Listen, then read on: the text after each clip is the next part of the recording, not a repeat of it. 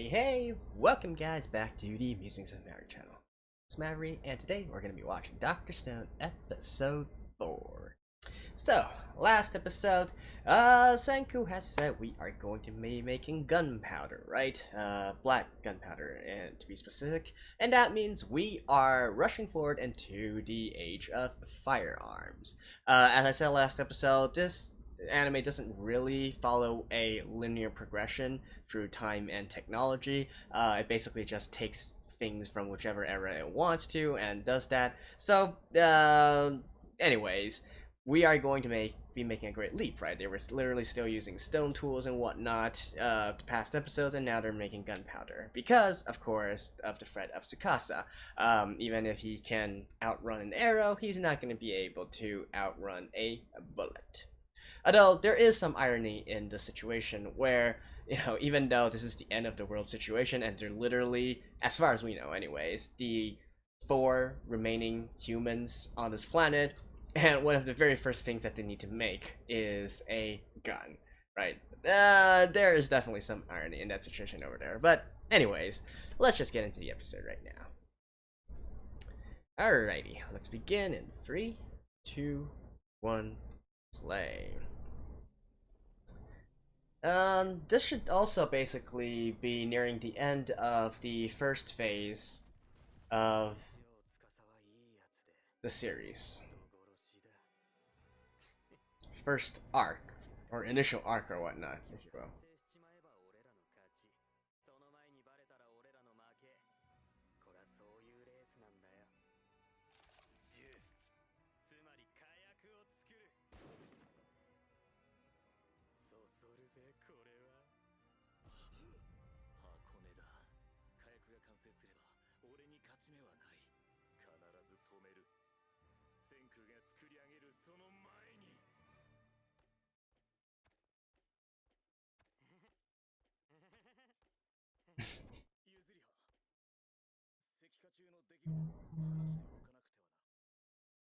And of course, we have a bathing scene.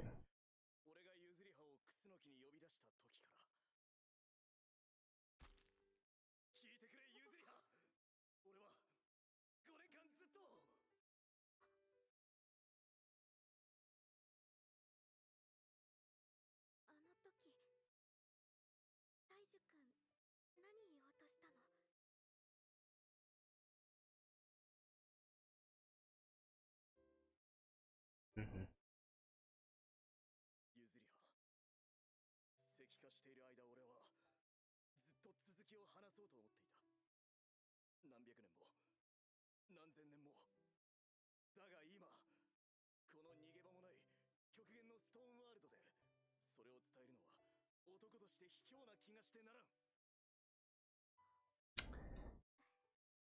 When I saw this scene during the manga, I was simultaneously impressed, but also going, what the heck, dude, at the same time. Like, on one hand, I kind of get what he's saying, in terms of giving the space to her, but, I don't know, it's... Anyways, let me skip this real quick. Fire the smoke signal. And why should one fire the smoke signal? Of course, to attract attention of someone.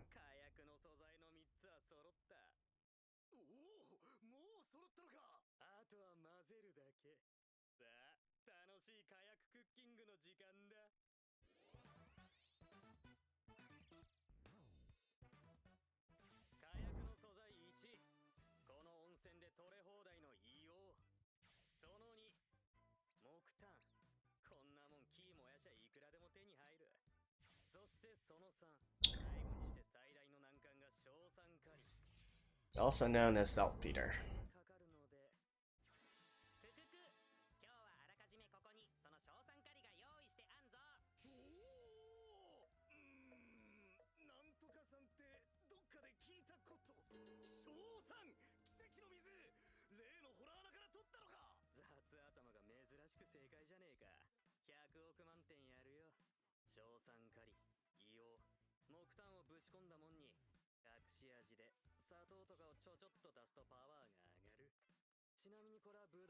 Huh, really? You can add glucose too. Alright, I didn't know that.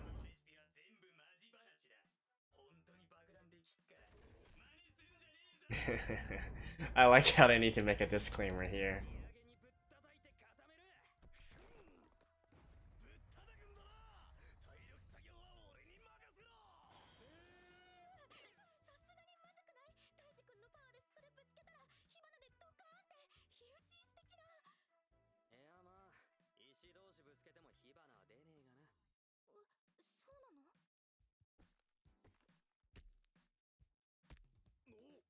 Hmm. Yeah, yeah.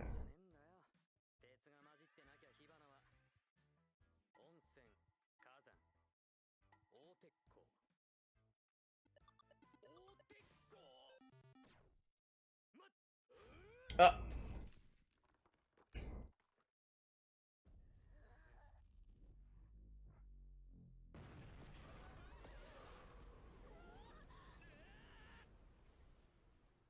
Now, with that said, though, this scene I feel like is not quite accurate. Things explode because there's pressure. So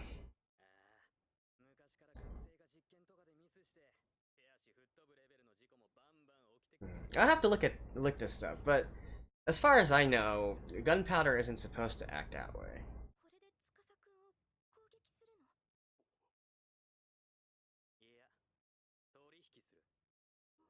It can burn, but the reason it makes an explosion is because of pressure. But I'll check after this episode.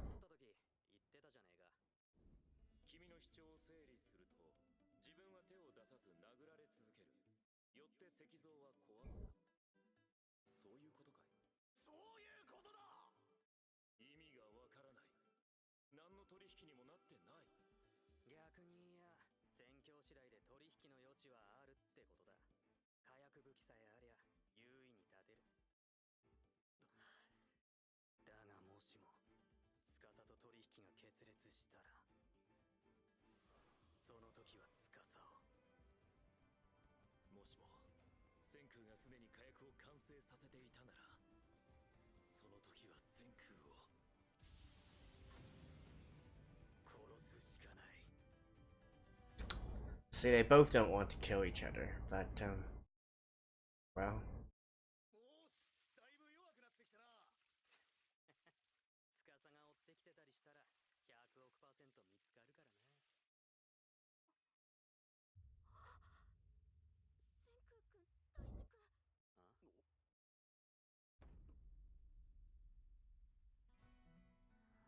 Aha!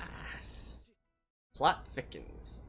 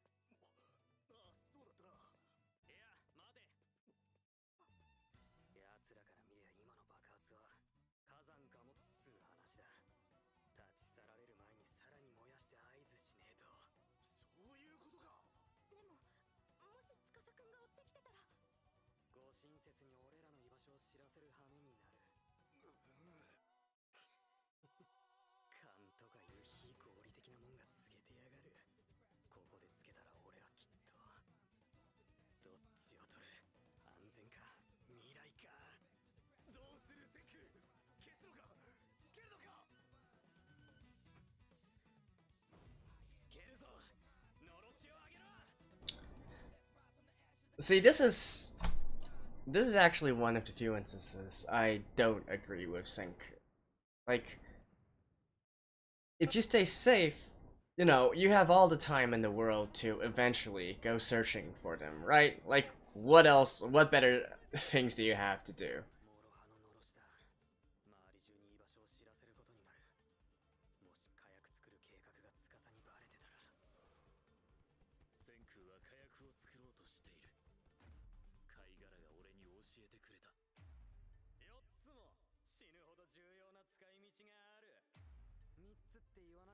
Aha.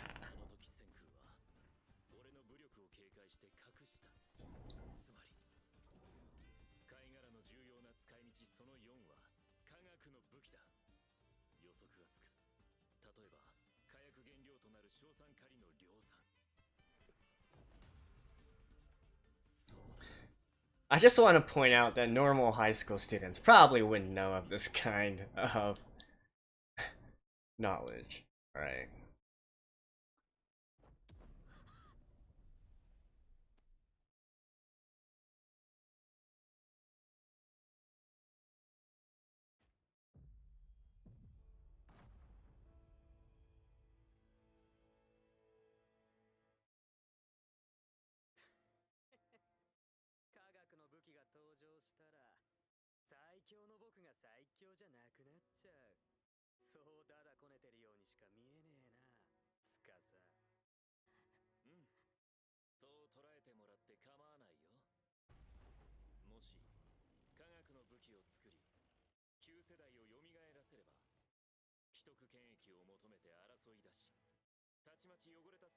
I mean, considering the situation, you guys already are in a world of conflict.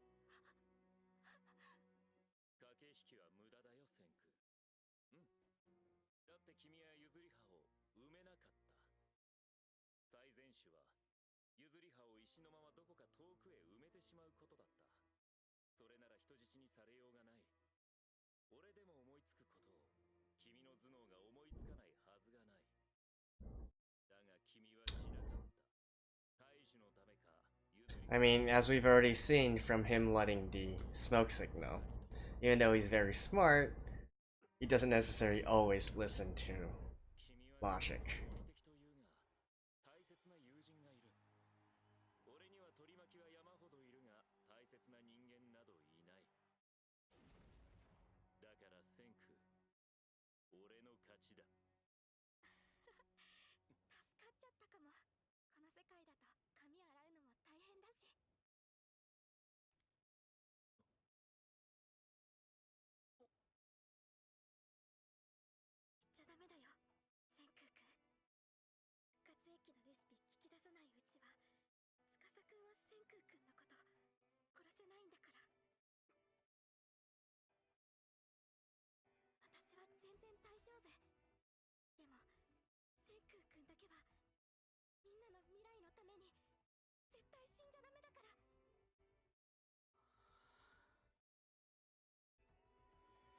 As if he would.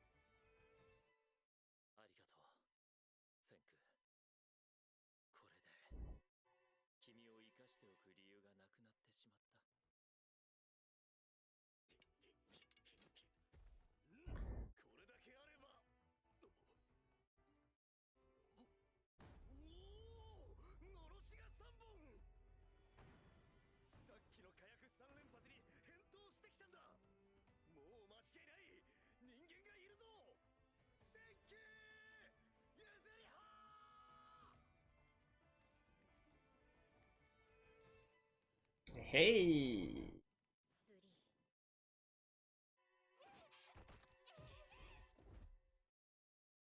That is one of my favorite characters.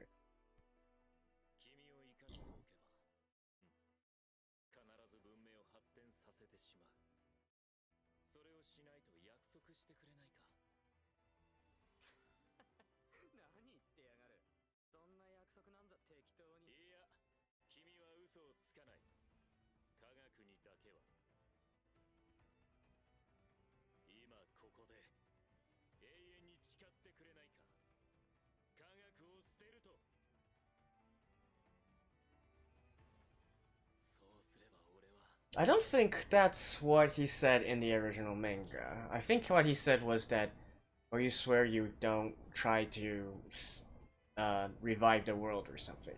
Not to give up science. Wait, is it? Actually, I kind of forgot.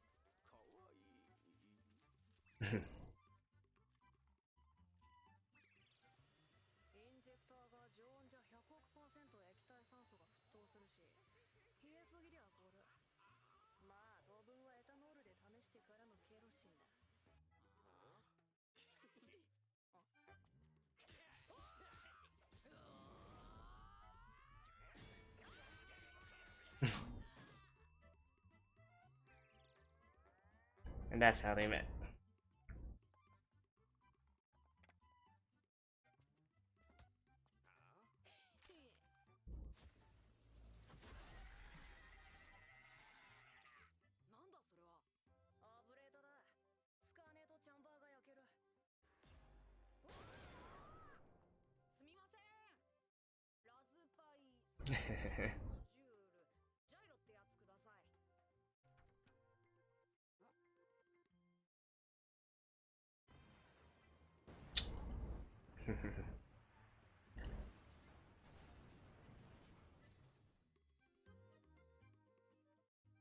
Of course.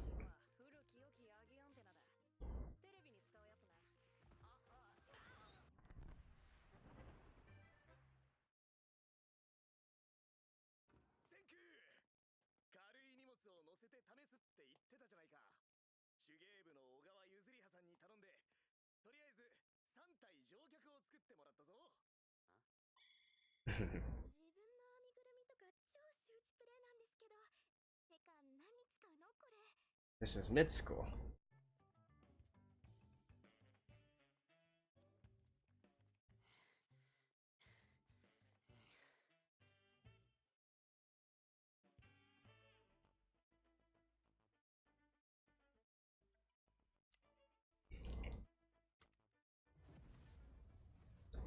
Of course, this is absolutely ridiculous, but anyways, we already know that Senkuu is ridiculous.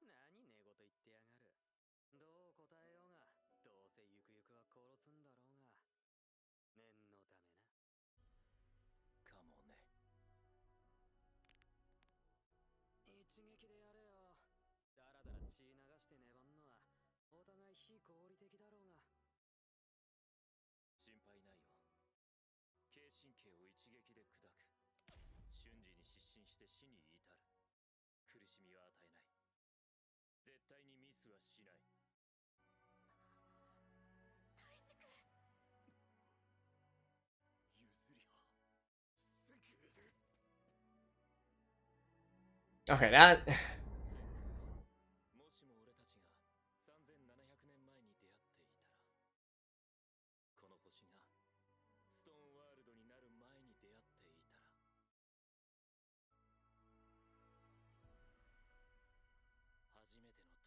See, like I said, this is their interaction is actually kind of important, and that's why I was so pissed off at the earlier episodes when they completely skipped over the already very subtle parts of this.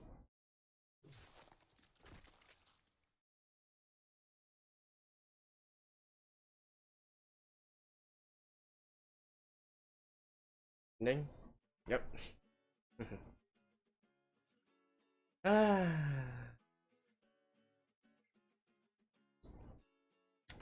Alright.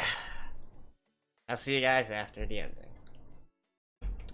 Okay, so quite the cliffhanger there, isn't it? Although, to be honest, it's probably rather not. I mean, does anybody really believe that Senku died there, considering he's the protagonist of the series? Probably not, right? So I don't actually feel it's a spoiler to point out to say that he's not, of course, not going to die. He's going to survive somehow. But since I already know how he did it, I'm not going to spoil that for you guys. I'll just say though that he already directly mentioned it and hinted at what he eventually ended up doing in the past 3 episodes already. So have fun guessing that part. So anyways, in regards to the actual episode, there's a few things I want to touch on. First part is in regards to gunpowder. Now, I mentioned at that time, this isn't really how gunpowder is supposed to work, right? So again, let me just reiterate that, because in this scene, I feel, both in the original manga as well, is a little bit inaccurate. So, gunpowder, contrary to popular belief, does not explode in of itself. Gunpowder is something that burns. It just burns rapidly, but it doesn't have any explosive properties. The reason for this is because, you know, what actually happens and why gunpowder is actually used is because due to it burning so rapidly through the chemical reaction that it has, it releases a lot of gases, and this gases, when trapped together, it creates pressure, right? And if you release a lot of gas at the same time, well, that pressure builds up into something, and pressure needs an outlet, right? So that's why gunpowder is used for guns and cannons, right? So since you have an open end on the other end, you know, wherever your gun muzzle or your cannon is pointing at. And so you put gunpowder in, and then you put your bullet or the cannon on top of it. Once you light it, due to the rapidly expanding gas, it propels the bullet or the cannon forward, right? And so that is how gunpowder is used. Now, of course, you could make it into an explosive, and you do that by confining it within a certain space. So that's why gunpowder barrels can explode, right? Because they're compacted within a barrel, and so if you light it up, or you accidentally light it up, due to the rapid burning and due to buildup of all the gases and pressure, the barrel would explode. And you can use the same tactic to create sort of like bombs of some sort, where if it's confined within, say for instance, a metal shell or something, then the rapidly expanding gases would break open the shell and turn it into shrapnel. So that's how it can be used as an explosive. So what we see here within this episode, it was basically, they were smashing it with a stone, right? So even if it did ignite at that time, since it was sort of like on an open table level field, if you will, it wasn't really confined anywhere, there really shouldn't have been an explosion. At the very most, maybe the expanding gases would force the stone to fly off, right? And that's probably at most what would happen. But especially here, we see that after they ignited it, they actually also waited a few seconds to get away before it eventually resulted in explosion, right? So that's not supposed to happen. If really some sparks were made and it eventually lit the gunpowder on fire, what would basically happen was the gunpowder would just burn, if you will, and they wouldn't really cause an explosion. So that part is a little bit inaccurate in terms of its scientific accuracy. So I just thought I'd like to point that out to correct that part. It's not, in the grand scheme of things, it's not that important, but I just felt, it'd be nice to correct these kinds of misunderstandings and misconceptions. The next thing I want to talk about is, of course, in regards to Senkuu and Tsukasa, right? So, you guys have probably heard me harping for the past few episodes on, I feel like they sort of glossed over the relationship that Tsukasa had built with these other people. Now, granted, in the manga, it was also very minimal as well, but it's precisely because of this that I feel like the adaptation shouldn't have skipped any of these crucial interactions, right? As mentioned within this episode, Tsukasa does really consider Senkuu to be someone that he wants to befriend. And honestly, the feeling is probably mutual from Senkuu as well. I mean, he's a nice guy. Well, I guess you can't really say he's a nice guy, but he respects talent when he sees it as well. So, anyways, like I said, they do have this sort of, I guess you couldn't really say love-hate relationship, but it's definitely not, they're definitely not mortal enemies, okay?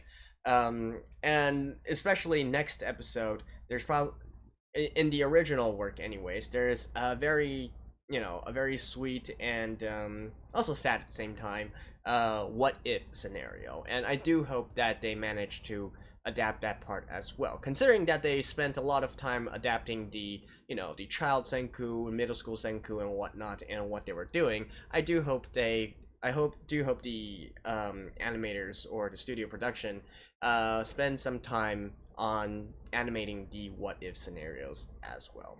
So hopefully next episode we'll get to see that. What else? Let me think a little bit. Yeah, is there anything? Oh, sorry. One thing that I wanted to quickly also correct. I mean, not really correct, but I'm sure some people would feel kind of kind of weird why Taiju all of a sudden somehow telepathically knew that Tsukasa was there and he started rushing back to save them. What was supposed to happen is Yuzuriha was supposed to call out for Taiju, and Taiju heard it, and so that's why he rushed back. So that was a little bit failed adaptation there in the anime. But anyways, that covers most of what I want to say, because one final point, and what is most important to me, is that Best Girl is on the scene. And with with the introduction of this female character, as well as many more, we will gradually move on into the second big arc of this series, and that is where this series is really going to start opening up and getting into grander and grander scale, right? So honestly, the craziness and fun has only just begun, right? What the what the work is in the later episodes or later chapters has, a huge difference from these early few episodes. It's honestly not even quite comparable with each other. So anyways, I won't spoil too much for you guys, but if you guys have been liking this so far, do continue to watch it. I can guarantee it only gets better. So anyways, that's been my review for Dr. Stone episode 4. Hope you guys enjoyed it, and I'll see you guys next time. Till then, bye bye.